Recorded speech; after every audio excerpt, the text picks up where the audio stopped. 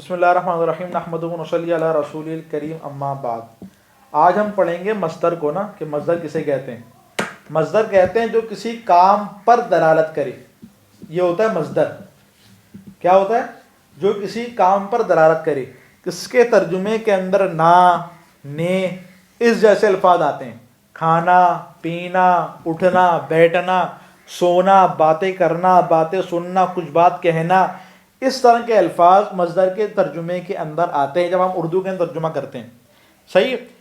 اچھا، اس سے متعلق میں تفصیلی ویڈیو انشاءاللہ اگلی بناؤں گا کہ مصدر کا ترجمہ کرنا کیسا ہے۔ کسی آیت کے اندر ان ناصبہ مصدریہ آ جاتا ہے تو اس آیت کا ترجمہ ہم کس طرح کریں۔ صحیح، اس کی تفصیلی ویڈیو انشاءاللہ آئندہ آئے گی نا۔ آج میں خالی مصدر کی تعریف سے متعلق بات کرتا ہوں۔ مصدر کی تعریف کیا لکھی ہوئی ہے؟ جو کسی کام کے اوپر دلالت کرے۔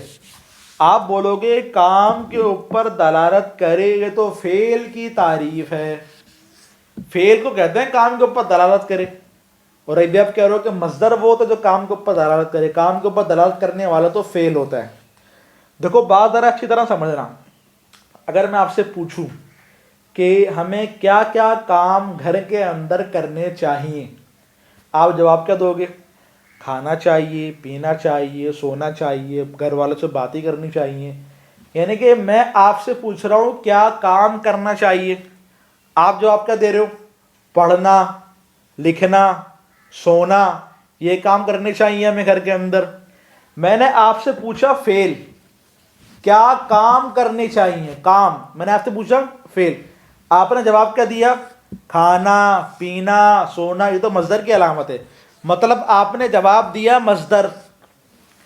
سوال پوچھا فعل، جواب دیا مصدر۔ اس کا مطلب یہ ہے کہ مصدر کو بھی فعل کہہ سکتے ہیں۔ مصدر جس طرح فعل کام کے اوپر دلالت کرتا ہے، اسی طرح مصدر بھی کام کے اوپر دلالت کرتا ہے۔ اور دوسری بات یہ آپ نے پڑھا ہوگا، فعل ماضی کس سے بنتا ہے؟ فعل ماضی بنتا ہے مصدر سے، پھر فعل مضارع یہ ماضی سے بنتا ہے، پھر باقی آگے صیغے نکلتے رہتے ہیں۔ تو کہنے کا مقصد یہ ہے کہ اصل تو مصدر ہے نا، تو جس طرح فعل کام کے اوپر دلالت کرتا ہے، اسی طرح مصدر بھی کام کے اوپر دلالت کرتا ہے۔ اب آپ بولو گے پھر دونوں کے اندر فرق کیا ہے؟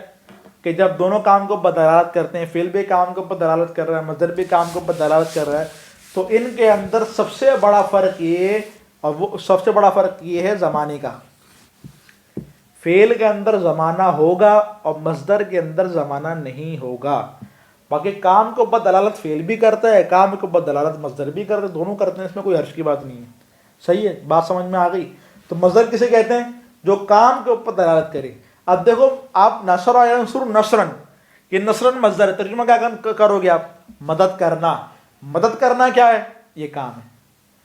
ضرب یضرب ضربن، ضربن کیا ہے؟ مارنا۔ مارنا کیا کام ہے؟ سمیع یسمع سمعن، سننا کیا ہے؟ یہ کام ہے۔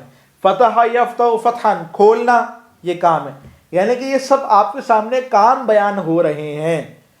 فعل کو بھی کام کہتے ہیں، مصدر کو بھی کام کہتے ہیں، لیکن فرق کیا ہے؟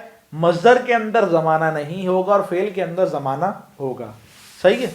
باقی تفصیل سے ترجمے سے متعلق ویڈیو انشاءاللہ کل آئے گی مصدر کی۔ اگلی ویڈیو جو ہے کل آئے گی یا بعد میں جب بھی آئے گی، وہ مصدر سے متعلق انشاءاللہ اگلی ویڈیو آئے گی ترجمے سے متعلق۔